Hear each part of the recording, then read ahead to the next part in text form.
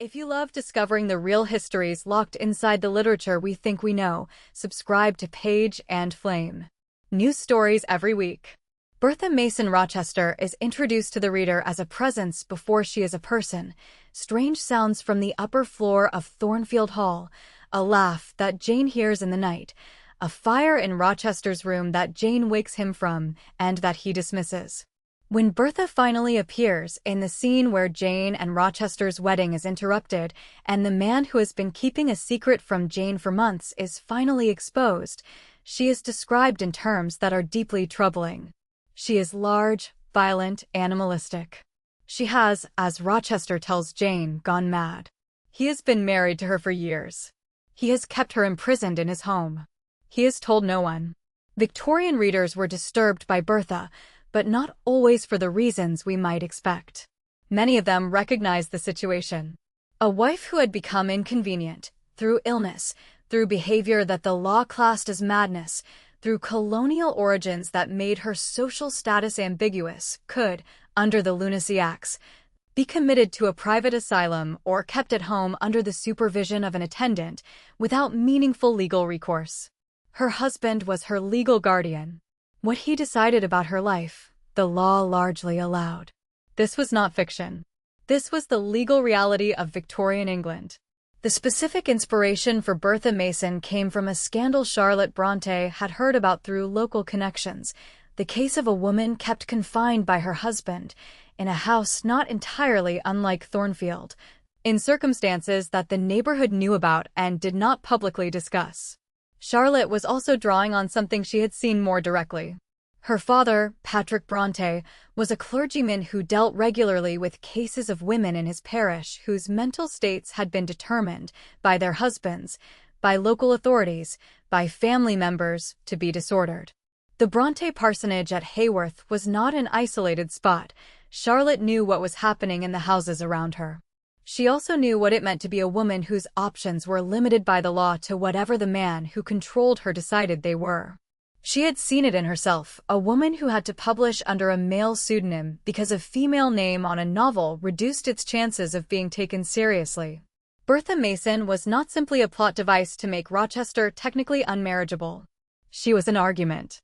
The argument was about what Victorian society did with women who didn't fit.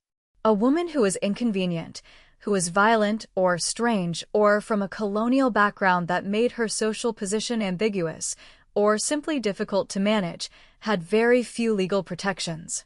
The Lunacy Acts of the mid-19th century allowed for relatively easy committal on the basis of medical certificates that required minimal evidence and were subject to minimal oversight. Private asylums, where the wealthier families kept their embarrassing relatives, were subject to almost no inspection. The number of Victorian women confined in this way, by husbands, by fathers, by brothers who found them inconvenient, is not precisely known, because many of the records were not kept or have been lost. But the cases that reached public attention, in parliamentary inquiries and newspaper coverage, were enough to make the situation known to any attentive reader. Charlotte Brontë was an attentive reader. In 1966, 119 years after Jane Eyre was published, a novelist named Jean Rhys published a book called Wide Sargasso Sea, a prequel to Jane Eyre told from Bertha's perspective. In Rhys's version, Bertha, whose real name is Antoinette, and who is a white Creole woman from Jamaica, is not mad when Rochester meets and marries her. She is isolated, displaced, in love with a man who doesn't love her and is ashamed of what she represents. The madness is produced, in the novel, by what is done to her, the isolation, the confinement, the renaming, the systematic destruction of everything that made her a person. Wide Sargasso Sea won the W. H. Smith Literary Award in 1967 and is now regularly taught alongside Jane Eyre. Together, the two novels form something neither one could be alone, a complete picture of the attic, seen from both sides of the door.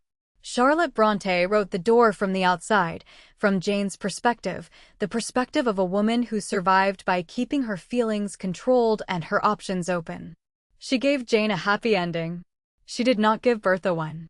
In the fire at Thornfield Hall, Bertha jumps from the burning roof and dies. Rochester loses his sight trying to save her. Whether that is justice or irony or both, Charlotte Brontë leaves to the reader. She had, by then, said everything she intended to. If the hidden histories inside the books that shaped how we think about women, madness, and power are what you find yourself returning to, subscribe to Page and Flame. There are more stories waiting.